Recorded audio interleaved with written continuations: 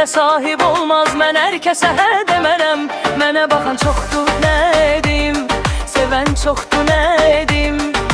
Hər gələnə ürək açmaram. Öz dəyərimi heç vaxt azaltmaram. Gülüşüm başqa, baxışım başqa. Məni almaq elə də asan deyil. Söz verən çoxdur, sözündə duramaz. Mən boş vədlərə inanan deyiləm.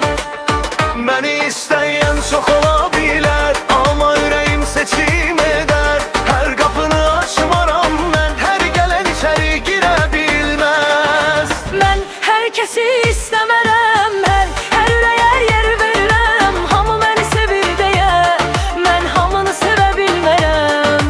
Mən hər kəsi istəmərəm, mən dəyərimi itirmərəm. Kim mənə layiqdirsə əgər, ondan heç vaxt keçmərəm. Mənim ardımca gələn çox, amma mənim yolum ayrı. Mənə gözəlsən demək asandır, əsas ürəyimə toxunmadı bacar. Nazımda var, qürurumda, sevgim varsa sonuna qədər. Amma bir dəfə güvənim qırıldısa dönüb baxmaram bir daha geriyə. Səni qazanmaq asan deyil bilirəm, amma mən də asan vazkeçən deyiləm. Hamı səni istəyir, bu doğrudur, amma mən səni fərqli görürəm.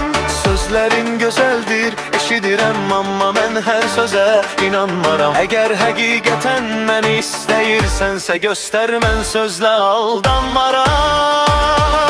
Mən hər kəsi istəmərəm, hər ürəyə yer vermərəm. Hamı məni sevir deyə, mən hamını sevə bilmərəm.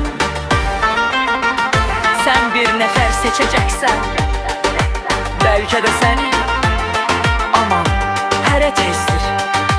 Mən hər kəsi istəmərəm, özümü heç kimə dəyişmərəm. Kim məni həqiqətən anlayarsa bəlkə ürəyimdə ona yeri verərəm.